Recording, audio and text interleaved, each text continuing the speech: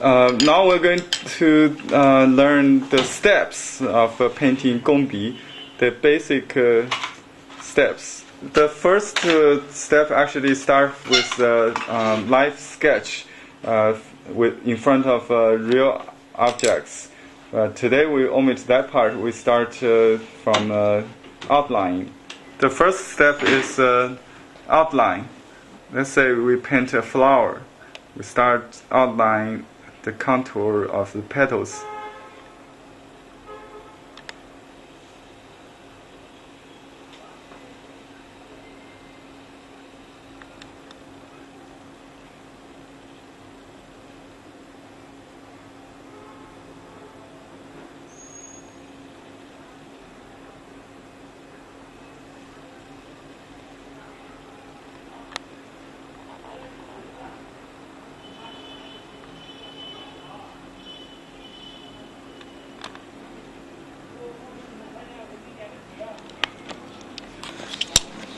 We call this a double outline.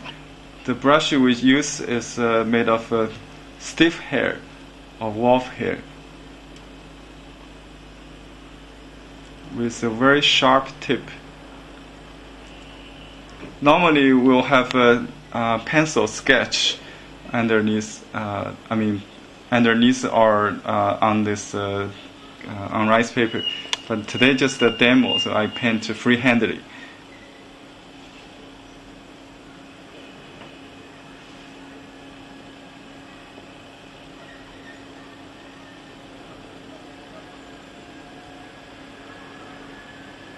For demo purpose today, I omitted the process of live sketch.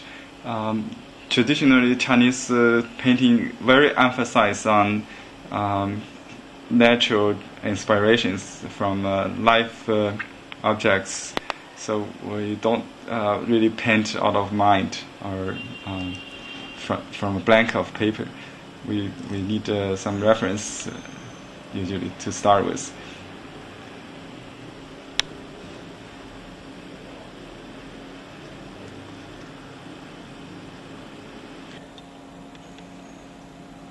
Step 2 is washing. Washing, we use a soft and stiff hair combination brush.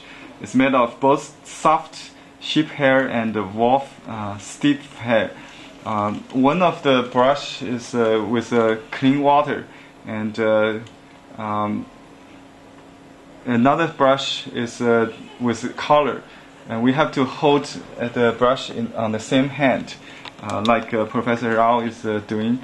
The holding of two brushes, you hold the brush first like chopsticks. So the one small brush with color is held with the index finger and the middle finger, and the second brush is held by ring finger and the middle finger and thumb. So when you shift the brushes, the brush in use always in the perpendicular position, and the rest of brush, the unused brush is rested on the hand, form a cross shape. It's not it's horizontal. So when it's vertical, when it's horizontal, it's different from using chopsticks. So this takes practice. It's easy for Professor Rao to do subconsciously, because she has done so many exchanges like this. But if you are a beginner, it might take some practices. This process is called separate washing. So one brush is with color. The small brush has color on it, and the big brush, the combination brush, has clean water in it. It's very different from the freestyle painting. You load all colors in one brush. So in Gongbi style, you have to learn how to use two brushes in one hand. So we just finished the outline of a plum blossom. Now we're going to color it or wash.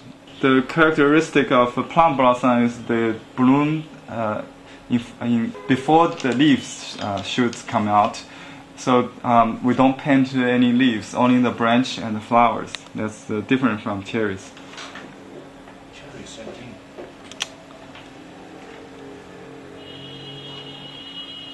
So to make a rich pink color,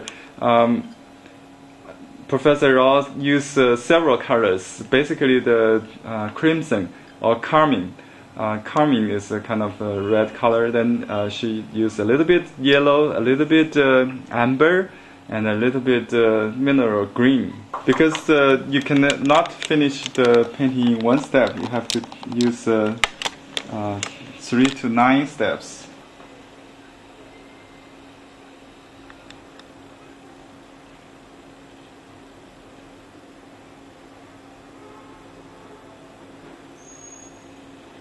Gongbi is summarized into this term called 3 alum wash and 9 color washes. We'll explain later. The whole point is no matter how many steps you take, the main principle is to paint step by step, little by little, in very light color every step. The first step, I shade the dark part of the petal with a dark red, and then I change brush with the clean brush to gradate it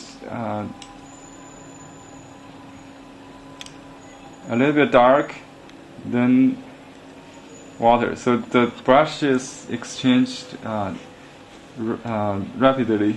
So only one step at a time. Don't keep working wet into wet.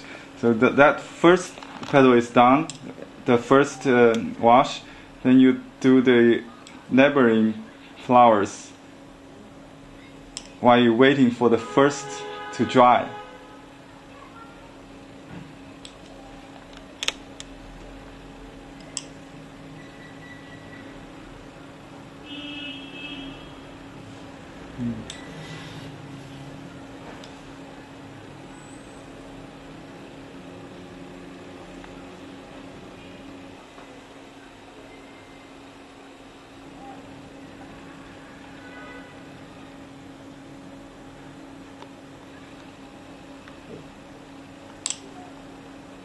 Exchange brush.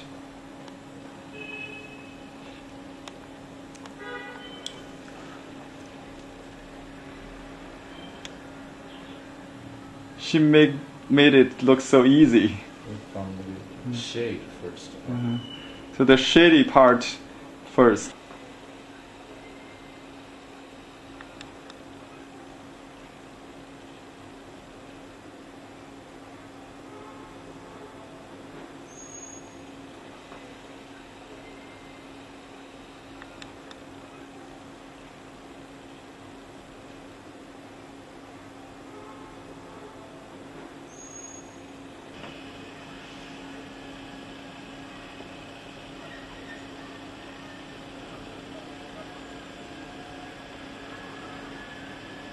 In the ancient time, there is a step we call the alum and glue wash that is used to seal the color between different steps.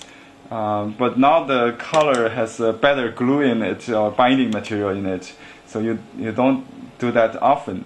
If you apply thick or heavy color, you might need to still use alum and glue water to seal it, but now we don't need that normally, especially use with light washes like this, transparent color washes.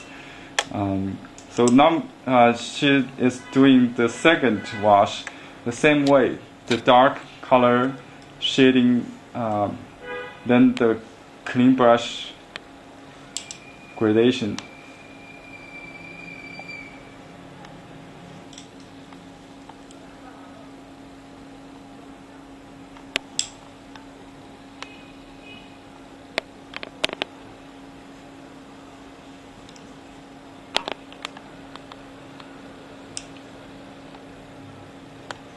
Notice the shift of brush. The big brush is water, and the smaller brush is color. So she also only a tiny little bit of color dot the shady part, and then just use clean brush to kind of pull it towards the light part. Because the paper, this is computer paper, by the way, but actually the size, the Xuan paper, is not absorbent like the unsized Xuan. So it's not bleeding or smearing. So you have time to do this separate washing before the color gets dry.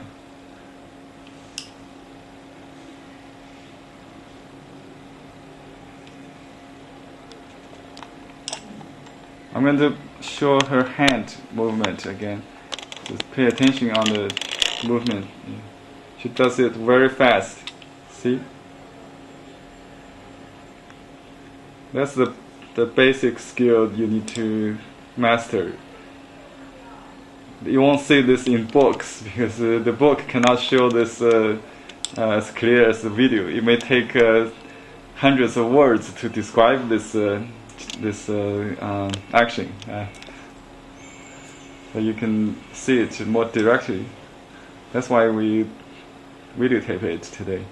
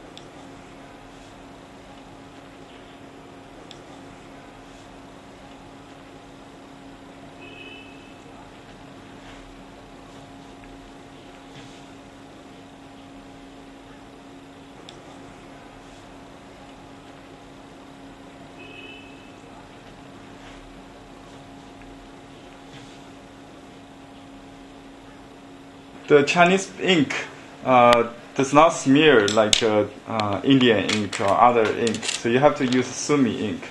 Once it's dry, the line stays. Even with a wet wash, you won't bleed.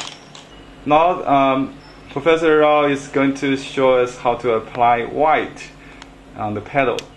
These are gouache color. It's opaque watercolor. You can use gouache, Chinese white.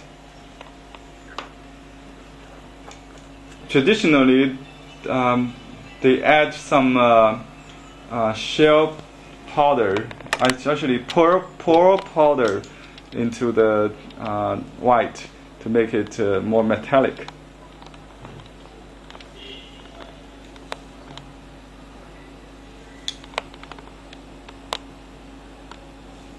The white part gives the body to the petal, so it's different from the background white. So in Gongbi color, we do use white, which is very different than most of xieyi or freestyle painting.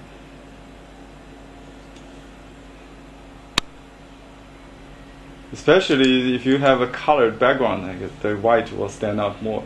This is just for demo purpose. We use computer paper.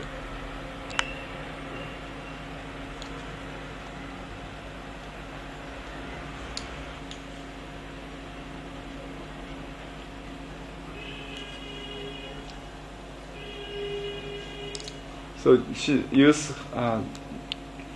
white to highlight the light part.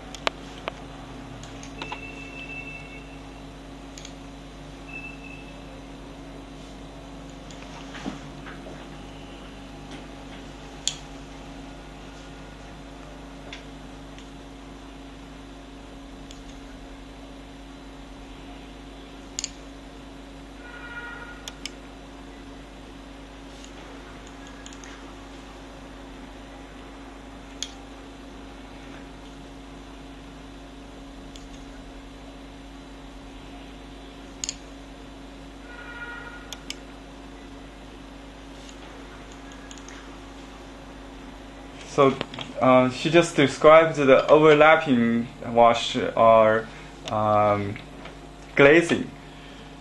Use different colors to overlap or one color over another, layer by layer.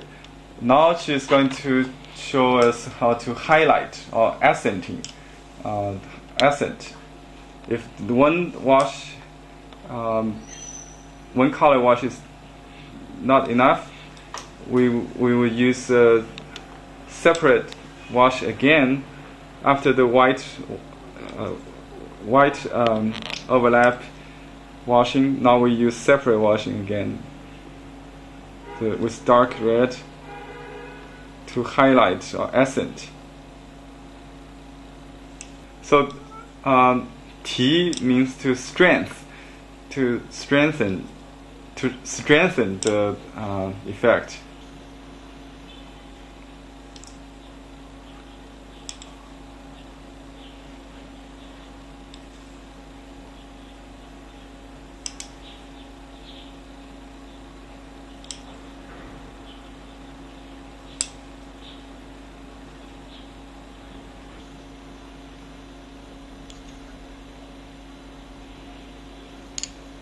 Another term for this step is called awake. to add to bring up the spirit. Awake. 提神是吧？ To bring out the spirit or to awake the spirit. Accent in Western watercolor, maybe they call it. Bring something out. It's so beautiful.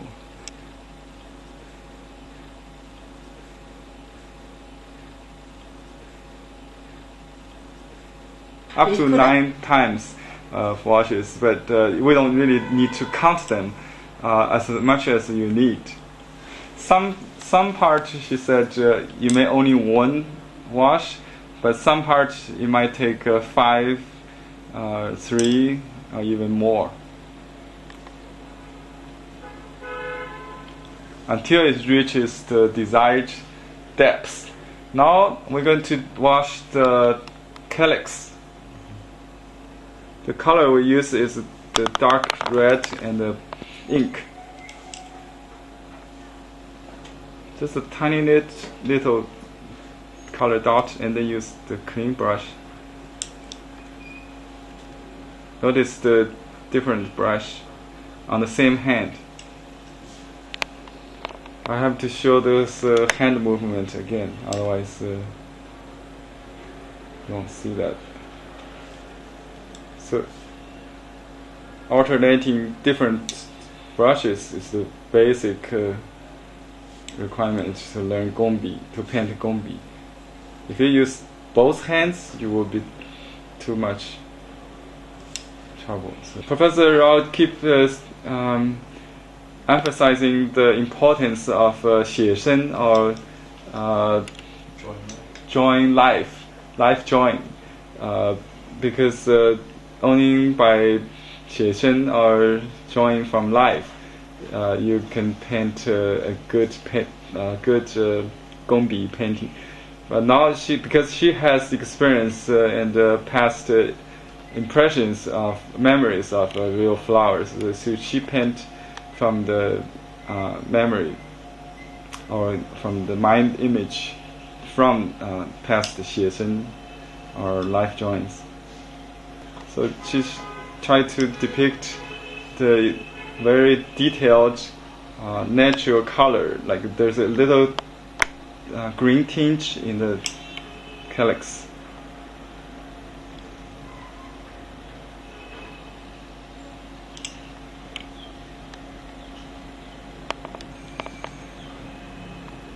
The painting, a beautiful painting, requires the aesthetics and the feelings and the cultural education, everything in life.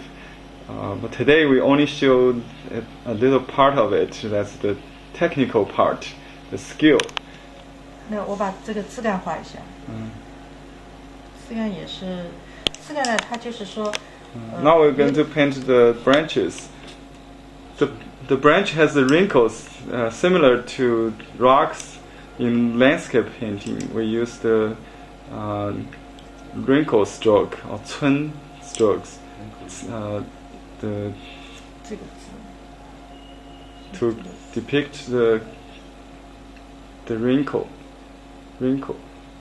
反过来写，反过来写，对，就把这个圆一定忘掉了。滴在这边，对，手上春的。春 means wrinkle. 这个不是错的。So wrinkle technique.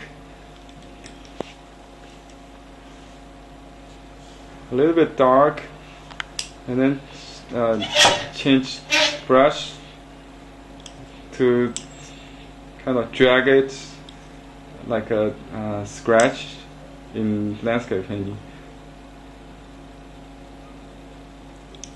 Wrinkled stroke, like a little 斧劈是吧？那个 X cut stroke.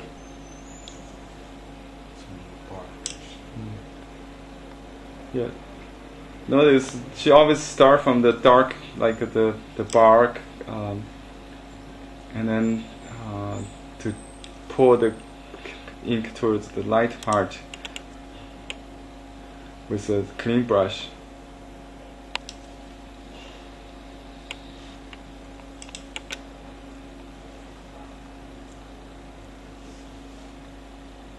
In Chinese, we don't call it light and dark. We use yin and yang, positive and negative side. So we separate the positive from the light, the negative. Now we're going to paint the stamens. There's also pollen dots. So the pollen are white. We draw a little circle in the middle, and then use the same kind of brush we use for outline. The stiff wolf brush with a pointed, very sharp point. White stamens. Now she's making yellow-white color. It's opaque yellow to dot the pollens.